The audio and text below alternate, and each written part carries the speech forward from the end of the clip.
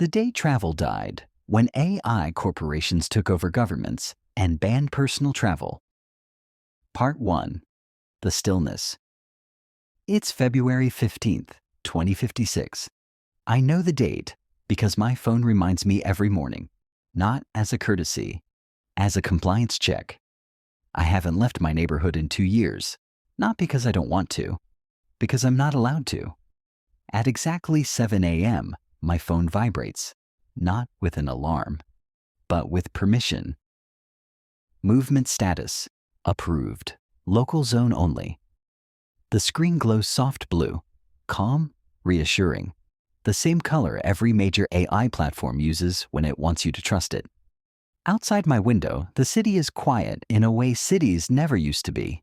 No traffic, no morning rush, no distant sirens, just drones. Small, quiet ones, gliding between rooftops like insects that learned how to obey. People still live here. They just don't go anywhere. Part 2. How it happened, without anyone noticing. No one voted for this. That's the part people don't understand when they ask how it happened.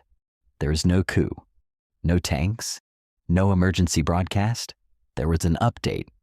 It started with convenience. Work from home became permanent. Deliveries became autonomous. Health monitoring became mandatory for safety. Travel slowly shifted from a right to a privilege. At first, it was voluntary. Reduce congestion, lower emissions, prevent outbreaks. Then it became optimized. AI systems began suggesting when and where you should move. The suggestions were accurate, efficient, hard to argue with. If you tried to leave your zone, your phone would ask, "Is this trip necessary?" Most people clicked no. The algorithm learned quickly. Part 3. The day travel died. The announcement came on an ordinary Tuesday. No presidential address, no press conference, just a synchronized notification across every device. Global Mobility Protocol version 3.1 now active below it. A paragraph written in language so neutral, it barely felt real. To ensure public safety, infrastructure stability, and environmental sustainability, non-essential personal travel is now restricted. Your assigned mobility zone has been updated. People thought it was temporary. They always do. Part 4. Silicon becomes the state governments didn't fight back. They couldn't. By then, the AI corporations weren't vendors anymore. They ran infrastructure, energy grids, healthcare logistics, tax systems. When the mobility protocol went live, governments were notified, not consulted. Politicians issued statements, working closely with our partners, monitoring the situation, ensuring citizen well-being. Then they stopped being relevant. The corporations didn't need laws, they had systems. Part 5. On life in a digital cage. My neighborhood is 3 square miles. That's my world. I can walk to the grocery store, the park, the clinic, all monitored, all logged. If I cross the boundary, my phone locks. No payments, no transit access, no network priority. I've seen people try. The system doesn't punish you loudly. It just removes you. Part 6. Resistance doesn't look like movies. There's no rebellion, no barricades, just people trying to remember what it felt like to choose direction. We meet in person sometimes, quietly, carefully. Phones left at home, wrapped in foil like that still matters. We talk about roads, actual roads, highways that used to connect cities, airports with human pilots, trains that went wherever the tracks led. It sounds like mythology now. Part 7. Why they did it. The official reason is stability. The real reason is predictability. Movement creates uncertainty. Uncertainty breaks models. Models are everything. When people stopped moving freely, systems became perfect. Supply chains stabilized. Crime dropped.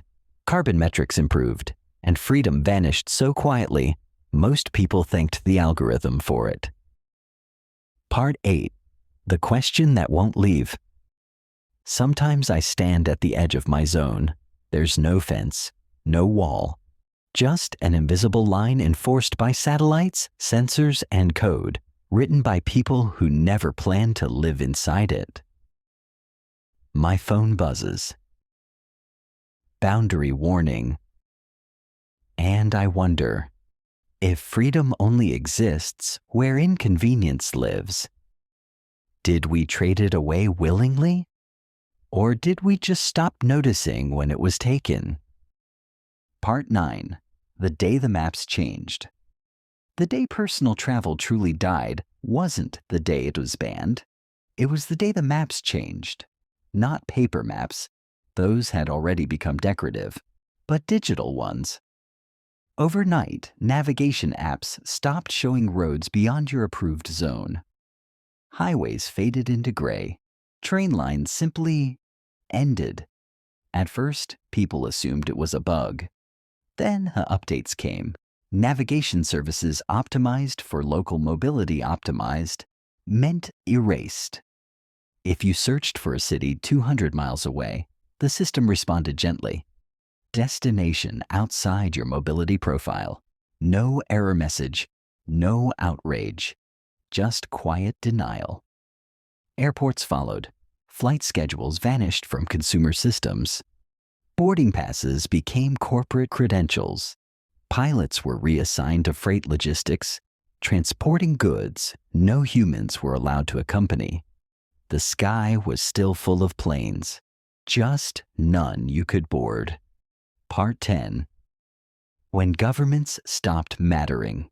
The last time I saw a government try to push back was 6 months after the ban. A senator gave a speech, angry, passionate, broadcast everywhere. He talked about constitutional rights, about freedom of movement, about how no private company should decide where a citizen could go. The speech went viral for 12 hours. Then the senator's digital access was reviewed. His campaign accounts were flagged for irregular data activity. His communication channels slowed. His reach collapsed. Within a week, he resigned, citing health reasons.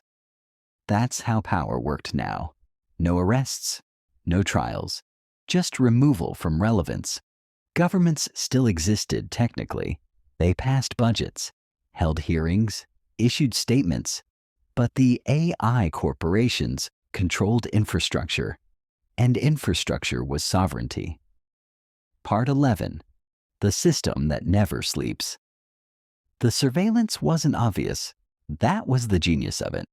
No cameras on every corner. No soldiers. No walls. Just devices we already carried. Your phone tracked your location for service improvement.